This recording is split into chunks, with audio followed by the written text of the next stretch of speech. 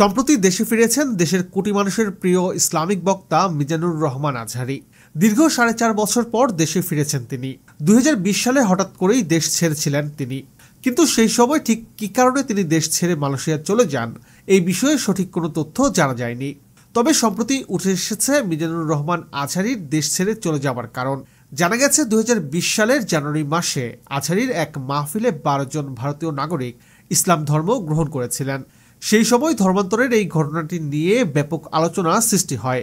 ধারণা করা হচ্ছে তৎকালীন আওয়ামী লীগ সরকার ভারত সরকারের অদৃশ্য চাপেই আজহারীকে দেশ ছাড়তে বাধ্য করেছিলেন। মাওলানা মনিরুল ইসলাম নামে এক আজহারী ভক্ত বলেন, মিজানুর রহমান আজহারী ছিলেন স্পষ্টভাষী এবং সাহসী একজন বক্তা। মাহফিলগুলোতে বক্তব্য দেওয়ার সময় তিনি কাউকে পরোয়া করতেন না। তাছাড়া তার বিভিন্ন মাহফিলে এসে অসংখ্য বিধর্মী ইসলাম ধর্ম গ্রহণ করতেন। আমরা যতটুকু জানতে পেরেছি এটাই ছিল তার দেশ ছাড়তে বাধ্য হওয়ার অন্যতম প্রধান কারণ। তিনি বলেন, আজহারী সাহেব শুধু তৎকালীন সরকারের জন্যই আতঙ্কের কারণ ছিল না, অসংখ্য ভণ্ডপীর মুরিদপন্থী লোকজনেরও চক্ষুশূল ছিলেন তিনি। তারাও বিভিন্নভাবে আজহারী সাহেবকে ওয়াজের ময়দান থেকে দূরে রাখার চক্রান্ত করেছিলেন। সামাজিক যোগাযোগ মাধ্যম ফেসবুকে দেওয়া এক স্ট্যাটাসে আরেক আজহারীর ভক্ত বলেন, মাওলানা মিজানুর রহমান আজহারী শুধু বাংলাদেশের সম্পদ নন, দেশ বিদেশের বিভিন্ন প্রান্ত থেকে মানুষ তার আলোচনা শুনতেন। এমনকি তার ওয়াজ শুনে অনেকেই বাংলাদেশে এসে ইসলাম ধর্ম গ্রহণ করেছেন, যে কারণে মনে হচ্ছে আন্তর্জাতিক চাপের মুখেই তাকে দেশ ছাড়া করা হয়েছিল। 2020 সালের জানুয়ারি মাসে জয়পুরহাটে তার এক মাহফিলে ধর্মান্তরের একটি ঘটনা নিয়ে ব্যাপক আলোচনা সৃষ্টি হয়।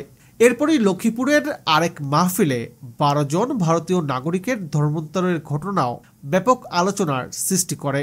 আলোচিত এই হিন্দু পরিবারটি এসেছিল ভারত থেকে। তখন বাংলাদেশের পুলিশ 12 জনকেই আটক করে এবং তাদের ভারতে ফেরত পাঠানো হয়।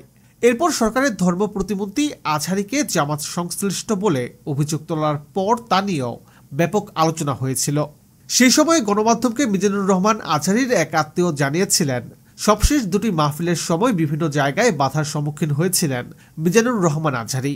মূলত আজহারীর জনপ্রিয়তা এবং তার ওয়াজ শুনে মানুষের ইসলাম ধর্ম গ্রহণ করাকে অনেকেই ভালো চোখে দেখেননি। এমনকি দেশের অনেক ভণ্ডপীরও সেই সময় তার পেছনে লেগেছিলেন। এইসব কারণেই 2020 সালে বাংলাদেশ ছাড়তে বাধ্য হয়েছিলেন মিজানুর রহমান আজহারী। প্রিয় দর্শক, মাওলানা মিজানুর রহমান আজহারীর ওয়াজ আপনার কাছে কেমন লাগে কমেন্ট করে জানিয়ে দিন।